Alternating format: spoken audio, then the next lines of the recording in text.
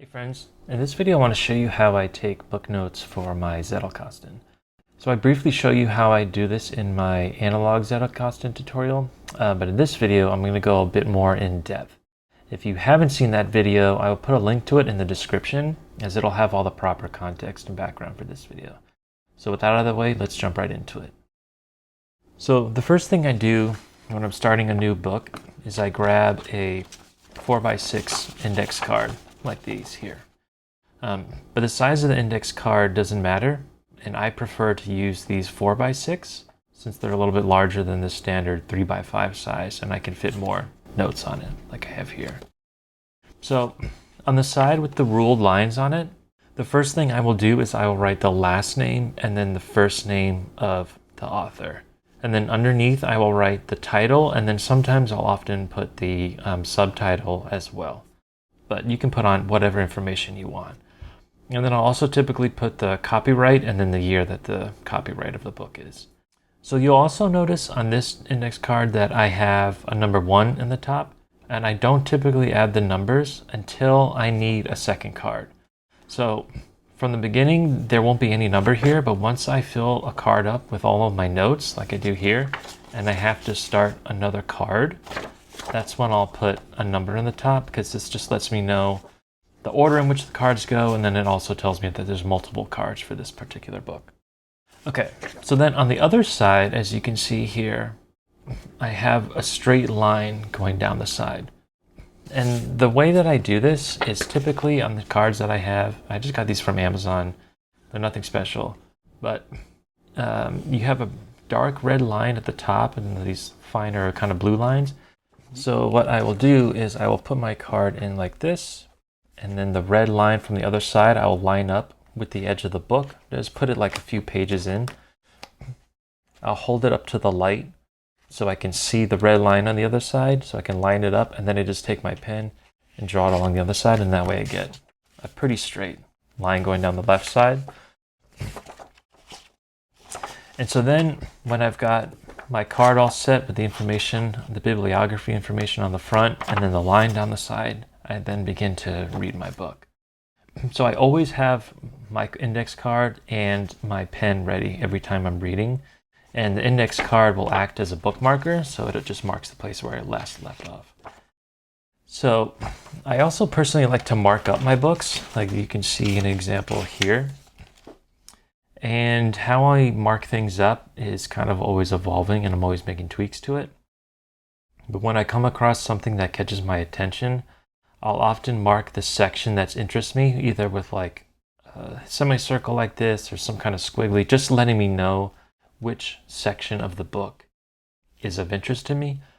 When I come across something that like really catches my attention and sticks out, I will typically underline it. And then sometimes I'll put, I don't know if I have it in this example, I'll see if I can find some other ones. But if I find like an excerpt or a quote that I really like, I'll put an E in the margin. And then sometimes if the author makes reference to a book or another source that I want to check out, I'll put an S in the margin to let me know that's a source that I should check out.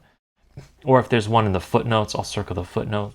So basically all I'm doing is I'm more or less leaving some breadcrumbs for myself, just some marks so that I have an idea of what's going on very quickly. So that when I come back to the book and I look through it, I can find all the things I find interesting.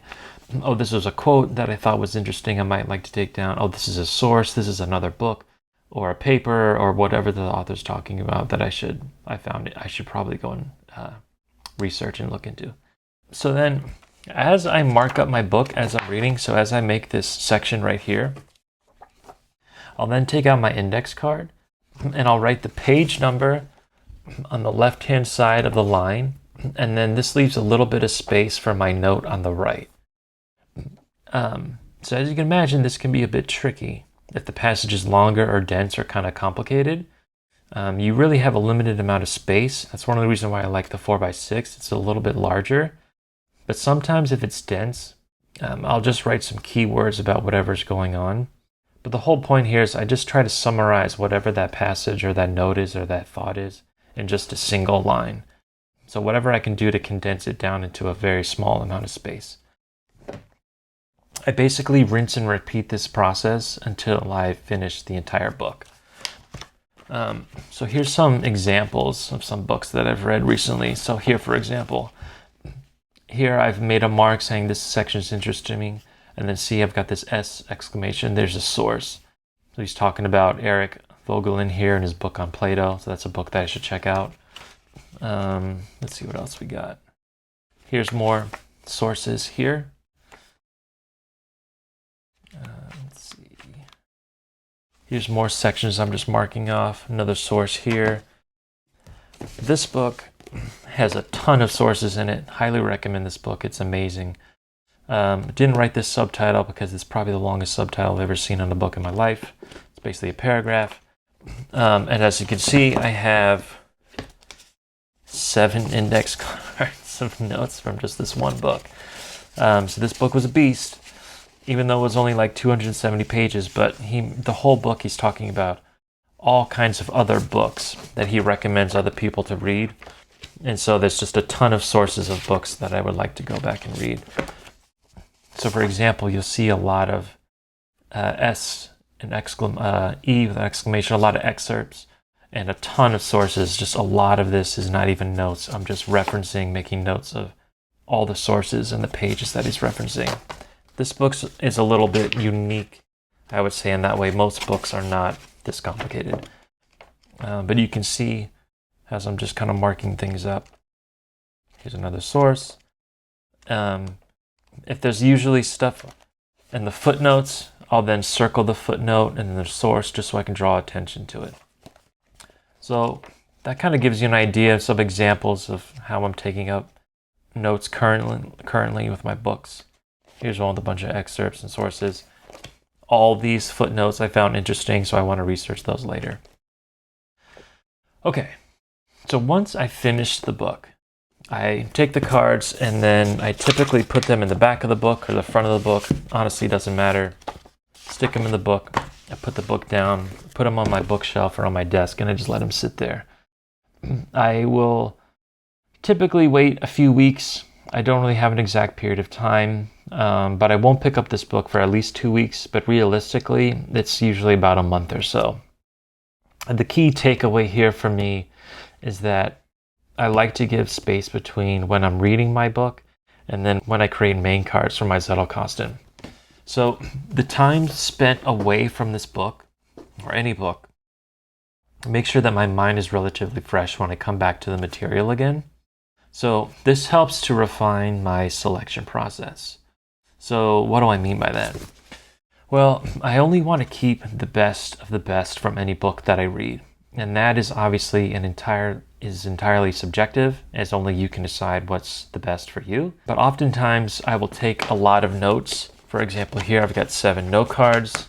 I've got 2 note cards here with a bunch of notes on them. But after waiting a month or so, when I come back to this book and I refresh my mind and I go through the material and I read through the sections that I marked up, a lot of the things that I initially marked up are no longer as interesting or even relevant anymore. So having this space or gap in time between finishing the book and then taking my main notes is really critical, in my opinion, and at least for me. If you're starting your main cards for your Zettelkasten immediately after finishing the book, or even while you're reading the book, you're taking main cards, I personally think that's just going to create a bunch of noise rather than a lot of quality. And I personally want quality over quantity every single time. So less is always more for me, in my opinion. I don't want to just have a whole bunch of notes and a bunch of in my Zettelkasten with a bunch of boxes and all this stuff for the sake of having notes. I want it to be of high quality.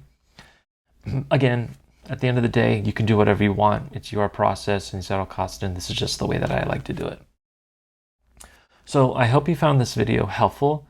I'm always learning as I go and sharing what I have and what I've found useful along the way. So please don't take this as prescriptive or the best way by any means. One of the best ways for you to learn, in my opinion, is to teach. And so I find by creating these videos, I not only help other people, but it also helps refine my understanding. So let me know in the comments if you have any questions, because I always love hearing from all of you, and I do my best to respond to all of you. And if you have a different process or way of doing things, please let me know so I can learn from you. And so frankly, all of us who watch this can learn from one another. So thanks for watching, and I'll see you next time. Cheers.